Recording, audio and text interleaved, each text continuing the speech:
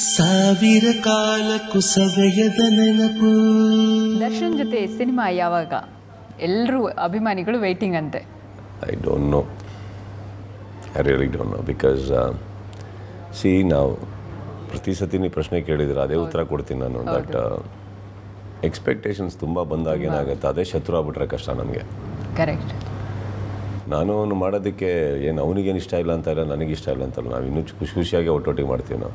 But ಏನಾಗುತ್ತೆ, I don't know. ಇವತ್ತಿಗೆ impossible ಅಂತ ನಾನು ಹೇಳಲ್ಲ, ಬಟ್ ಅಂಥದ್ದು ಯಾರು ಒಂದು ಬರಲಿ ಫಸ್ಟ್ ಇಬ್ಬರಿಗೂ ಎಕ್ಸೈಟ್ ಆಗಿ ಯಾವುದು ಮಾಡಿದ್ರೆ ಹಿಂಗಿರ್ಬೇಕು ಸಿನಿಮಾ, ಒಂದು ಎಕ್ಸಾಂಪಲ್ ಆಗಬೇಕು, ಇಷ್ಟು ಯಾರು ಮುಟ್ಟಕ್ಕಾಗ್ದಿರೋ ಬಿಸ್ನೆಸ್ ಆಗಬೇಕು ಆ ಪಿಕ್ಚರ್ ಅಂತ ಬಂದಾಗ ಯಾವಾಗ ನೋಡೋಣ. ಇಲ್ಲಾಂದರೆ ಸುಮ್ಮನೆ ಮಾತಾಡು ವೇಸ್ಟು ಆ್ಯಕ್ಚುಲಿ. ಸುದೀಪ್ ಸ್ವಮೇಕ್ ಯಾವಾಗ ಡೈರೆಕ್ಟ್ ಮಾಡ್ತಾರೆ? ನನಗಿಷ್ಟ ಆದಾಗ. ಇಷ್ಟ ಆದಾಗ ಅಂತ ಹೇಳ್ಬೋದಾ, ಇಲ್ಲ ಟೈಮ್ ಆದಾಗ ಅಂತ ಹೇಳ್ಬೋದಾ? ಜಸ್ಟ್ ಮಾತಲ್ಲಿ ಮಾಡಿದ್ನಲ್ಲ, ಯಾವಾಗ ಅನ್ನೋದಕ್ಕಿಂತ ಜಸ್ಟ್ ಮಾತಲ್ಲಿ ಮಾಡಿದ್ದೀನಲ್ಲ, ಸ್ವಮೇಕ್ ಅದು.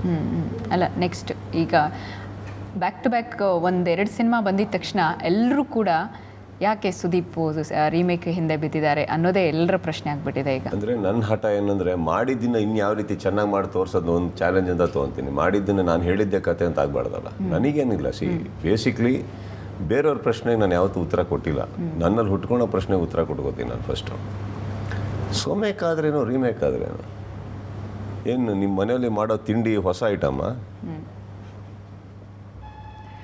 ಯಾವತ್ತು ಹೊಸ ಐಟಮ್ ಮಾಡಿದ್ದೀರ ತಾವು? ಮಾಡಿದ್ದನ್ನೇ ತಾನೇ ಮಾಡ್ಕೊಂಡು ಬೇರೆ ಬೇರೆ ಚಟ್ನಿ ಒಟ್ಟಿಗೆ ತಿಂತಾ ಇರ್ತೀರಲ್ಲ, ಬೇರೆ ಸಾರು ಒಟ್ಟಿಗೆ ತಿಂತಾ ಇರ್ತೀರ. ಅಲ್ಲೇ ಒರಿಜಿನಾಲಿಟಿ ಇಲ್ಲ ಅಂದ್ಮೇಲೆ ನೀವು ನಮ್ಮ ಹತ್ರ ಕೇಳ್ತಿರಲ್ಲ. What I'm saying is every idea is a recreation of another idea. ಯಾವುದೇ ಐಡಿಯಾ ತೊಗೊಳ್ಳಿ ಪ್ರಪಂಚದಲ್ಲಿ, it is a recreation of another idea. Please don't come and tell me that ಈ ಕತೆ ಹುಟ್ಟೇ ಇಲ್ಲ ಇವತ್ತಿಗಂತ. ಈ ಚಾನ್ಸೇ ಇಲ್ಲ. ಎಲ್ಲ ಕತೆಗಳು ಹೇಳಾಗಿದೆ ಪ್ರಪಂಚದಲ್ಲಿ. ನಾವು ಹೇಳೋ ಟೈಟಲ್ ಕಾರ್ಡ್ ಬೇರೆ ಇರ್ಬೋದು, ನಾವು ಹೇಳೋ ಸೀನ್ಗಳು ಬೇರೆ ಇರ್ಬೋದು. 5 ಪಿಕ್ಚರ್ ತೆಗೆದು 1 ಪಿಕ್ಚರ್ ಮಾಡ್ಬೋದು. ಅದನ್ನು ಹೊಸ ಪಿಕ್ಚರ್ ಅಂತ ಅವ್ರು ಹೇಳ್ತಾರೆ, ನಂಬೋದಕ್ಕೂ ನೀವು ಕೂತಿದ್ದೀರಲ್ಲ ರೆಡಿಯಾಗಿ. ನಾನು ಕೇಳೋದು ನನ್ನ ಜೀವನ ನಂದು, ನನಗೆ ಬಿಟ್ಬಿಡಿ. ಚೆನ್ನಾಗಿಲ್ಲ ಅಂದರೆ ಜನ ಮಕ್ಕದ ಮೇಲೆ ಓಡೋದು ಹೇಳ್ತಾರೆ ನನಗೆ, ಚೆನ್ನಾಗಿಲ್ಲ ಬೇರೆ ಮಾಡು ಅಂತ. ಬೇರೆ ಮಾಡ್ತೀನಿ.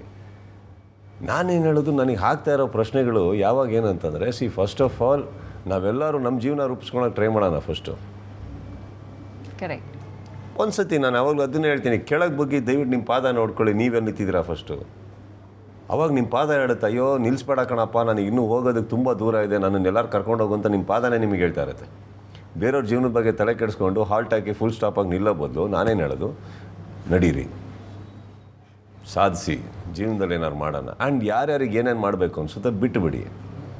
ಮನೆಯಲ್ಲಿ ಕೇಳೋಕೆ ಹೋಗ್ಬಾರ್ದು, ನಾನು ಕರೆಕ್ಟಾಗಿ 1 ಗಂಟೆ ಊಟ ಮಾಡ್ತೀನಿ, ನೀನು ಯಾಕೆ ಮಾಡ್ತಾಯಿಲ್ಲ? ನಾನು ಕರೆಕ್ಟಾಗಿ ಬೆಳಗ್ಗೆ ಕೆಲಸಗಳೆಲ್ಲ ಕರೆಕ್ಟಾಗಿ ಬೆಳಗ್ಗೆ ಮಾಡ್ತೀನಿ, ನೀನು ಯಾಕೆ ಬೆಳಗ್ಗೆ ಕೆಲಸ ಎಲ್ಲ ಸಾಯಂಕಾಲ ಮಾಡ್ತಾಯಿದ್ಯಾ?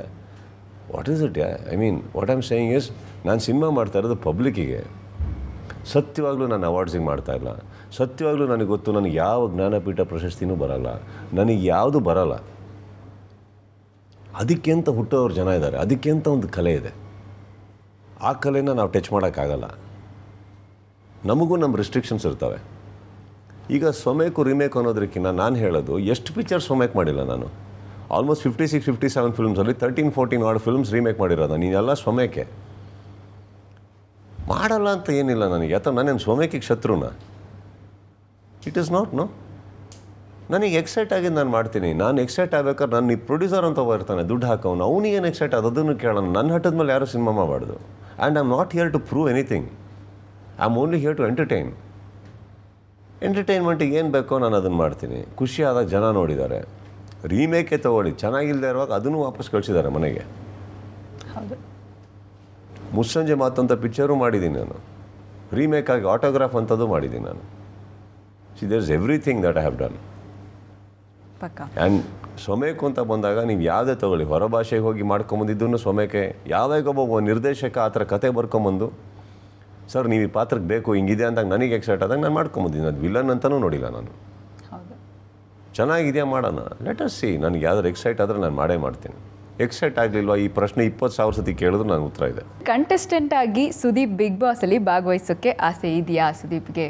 ಇಲ್ಲ ಅನ್ನೋದಾದ್ರೆ ವೀಕೆಂಡ್ ಹೋಗೋದಕ್ಕೇನೆ ಎಲ್ಲರೂ ಬಂದು ಪ್ರೋಗ್ರಾಮಲ್ಲಿ ಕೂತ್ಕೊಂಡು ಸಿಕ್ಕಾಪಟ್ಟೆ ರಿಯಾಲಿಟಿ ಶೋಸ್ ಬಗ್ಗೆ ಕಮೆಂಟ್ಸ್ಗಳು ನಡೀತಾ ಇದೆ.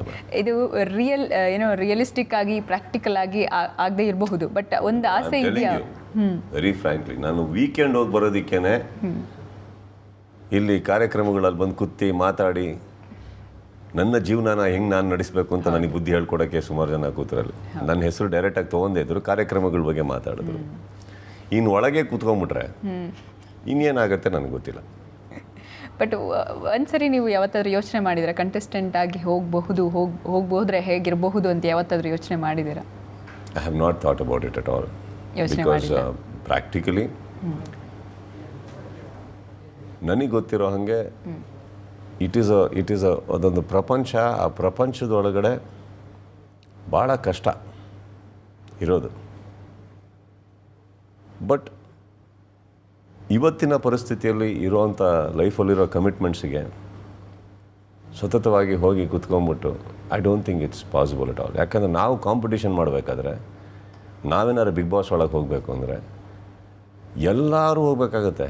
ನಾನು, ದರ್ಶನ್, ಪುನೀತು, ನಿಮಗೆ ಅವಾಗಲೇ ಕಾಂಪಿಟೇಷನ್ ಬರೋದು. ಕರೆಕ್ಟ್. ಯಾರನ್ನ ಹಾಕ್ತೀರಾ ನೀವು ನನ್ನೊಟ್ಟಿಗೆ? ಇವಾಗ ನೀವು ಯಾರನ್ನೇ ತಗೊಳ್ಳಿ, ಒಬ್ಬ ದರ್ಶನ್ ಹಂಗಾರೆ ನೀನು ಮನೆ ಒಳಗಡೆ ಬಿಟ್ಟು ಕಾಂಪಿಟೇಷನ್ ಅಂದರೆ ಯಾರು? ನೀವು ಒಳ್ಳೆ ಚೆನ್ನಾಗಿ ಹೇಳ್ತಿರಲ್ಲ, ಹೆಂಗದು? ಎಲ್ಲಿಂದ ಆಗುತ್ತದು? ಗೆಲ್ಲಕ್ಕಾಗತ್ತಾ, ಸೋಲಕ್ಕಾಗತ್ತಾ? ಅಲ್ಲಿ ಯಾರು ಹೋಗಿ ಅವ್ರ ಹೆಸರು ತೊಗೊಳಕ್ಕಾಗತ್ತಾ? ನಮ್ಮ ಹೆಸರಲ್ಲಿ ಯಾರು ಕನ್ಫೆಷನ್ ರೂಮಲ್ಲಿ ಕೂತ್ಕೊಂಡು ತೊಗೊಂತಾರ? See, this are all impractical thoughts. Correct. It won't happen. ಹೌದು. ಬಿಗ್ ಬಾಸ್ ರಿಯಾಲಿಟಿ ಶೋನ ಸಮಥಿಂಗ್ ಲೈಕ್ ಇದೇ ಥರದ ಶೋಸನ್ನ, ರಿಯಾಲಿಟಿ ಶೋಸನ್ನ ಸುದೀಪ್ ಕಂಟಿನ್ಯೂ ಮಾಡ್ತಾರಾ ಇನ್ನು? ನನಗೆ ಯಾವಾಗವರೆಗೆ ಎಕ್ಸೈಟ್ಮೆಂಟ್ ಇರುತ್ತೋ ನಾನು ಮಾಡೇ ಮಾಡ್ತೀನಿ. ನನಗೆ ಕಿರುತಾರೆ ಅಂದರೆ ನನಗೆ ಫಸ್ಟಿಂದನೂ ಭಾಳ ಅಭಿಮಾನ ಇದೆ. ಬಿಕಾಸ್ ನನಗೆ ಫಸ್ಟು ಚಿತ್ರರಂಗಕ್ಕೆ ಎಂಟ್ರಿ ಕೊಟ್ಟಾಗ ನನ್ನ ಚಿತ್ರಗಳು ಕೆಲವು ಓಡಿಲ್ಲ ಅಂದಾಗ ನಾನು ಸಿನಿಮಾ ಬಿಟ್ಟವನು ಒಂದು 2 years ತನಕ. ಆವಾಗ ನಾನೊಂದು ಸೀರಿಯಲ್ ಮಾಡಿದ್ದೆ. ಆ ಸೀರಿಯಲ್ನಿಂದ ಬಂದಿದ್ದ ದುಡ್ಡಲ್ಲಿ ಎಷ್ಟೋ ತಿಂಗಳು ಜೀವನ ನಡೆಸಿದ್ದೀನಿ ನಾನು.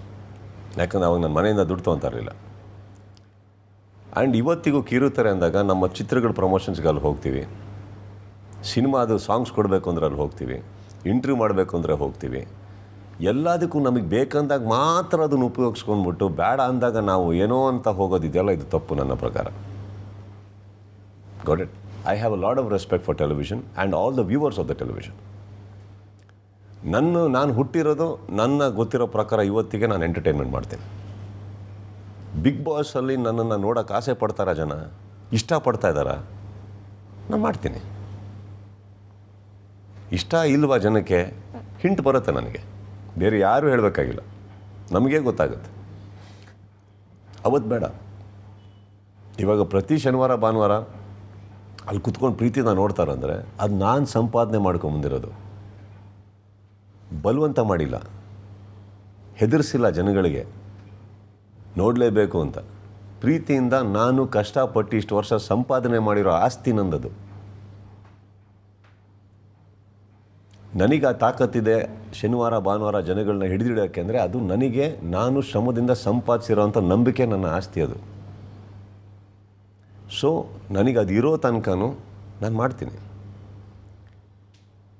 I will always do.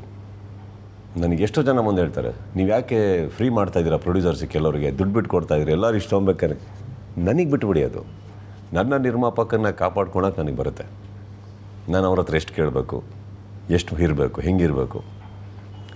ನನ್ನ ಲೈಫಲ್ಲಿ ನನಗೆ ಯಾರ್ಯಾರಿದ್ದಾರಲ್ಲ ಅದರಲ್ಲಿ ಭಾಳ ಮೌಲ್ಯವಾಗಿ ಬರೋದು ಕೂಡ ನನ್ನ ವೀಕ್ಷಕರು. ಅದು ಕಿರುತೆರೆಯವರಾಗಿರ್ಬೋದು, ಬೆಳ್ಳಿ ತೆರೆಯವರಾಗಿರ್ಬೋದು. ನಾವಿರೋದೇ ಅವರಿಂದ, ಆ ಪ್ರೀತಿಯಿಂದ. I will always entertain my people in any format, and I will always do it. ಸವಿ ಸವಿ ನೆನಪು, ಸಾವಿರ ನೆನಪು,